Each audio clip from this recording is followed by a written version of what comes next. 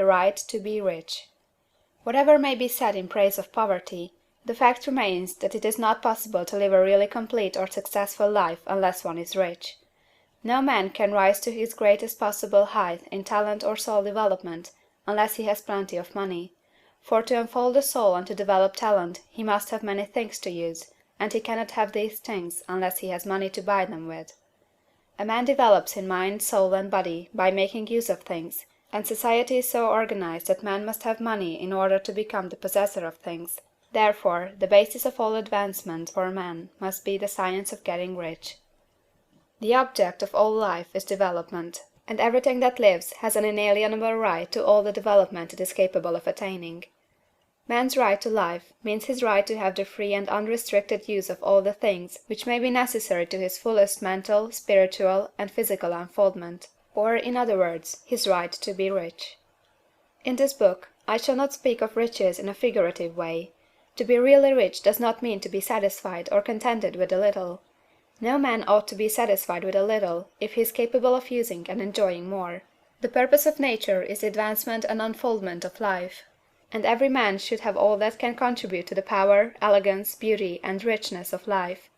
To be content with less is sinful. The man who owns all he wants for the living of all the life he is capable of living is rich, and no man who has not plenty of money can have all he wants. Life has advanced so far, and become so complex, that even the most ordinary man or woman requires a great amount of wealth in order to live in a manner that even approaches completeness. Every person naturally wants to become all that they are capable of becoming. This desire to realize innate possibilities is inherent in human nature. We cannot help wanting to be all that we can be. Success in life is becoming what you want to be. You can become what you want to be only by making use of things, and you can have the free use of things only as you become rich enough to buy them. To understand the science of getting rich is therefore the most essential of all knowledge. There is nothing wrong in wanting to get rich. The desire for riches is really the desire for a richer, fuller, and more abundant life, and that desire is praiseworthy.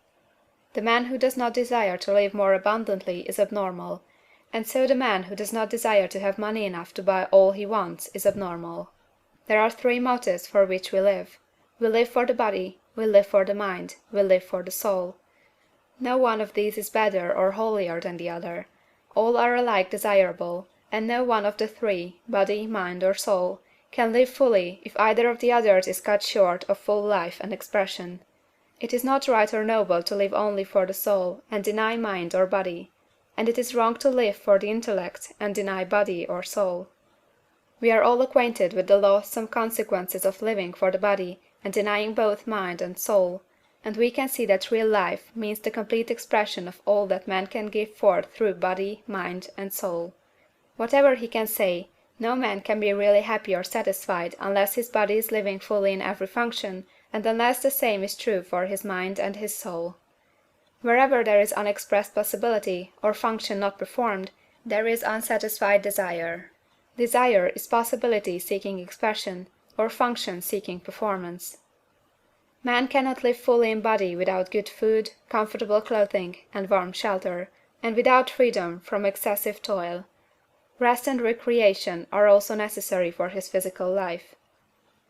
He cannot live fully in mind without books and time to study them, without opportunity to travel and observation, or without intellectual companionship. To live fully in mind he must have intellectual recreations, and must surround himself with all the objects of art and beauty he is capable of using and appreciating. To live fully in soul, man must have love, and love is denied expression by poverty.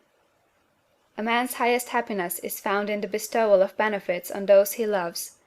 Love finds its most natural and spontaneous expression in giving. The man who has nothing to give cannot fill his place as a husband or father, as a citizen, or as a man. It is in the use of material things that a man finds full life for his body, develops his mind, and unfolds his soul. It is therefore for supreme importance to him that he should be rich. It is perfectly right that you should desire to be rich. If you are a normal man or woman, you cannot help doing so. It is perfectly right that you should give your best attention to the science of getting rich, for it is the noblest and most necessary of all studies. If you neglect this study, you are derelict in your duty to yourself, to God and humanity; for you can render to God and humanity no greater service than to make the most of yourself. CHAPTER II.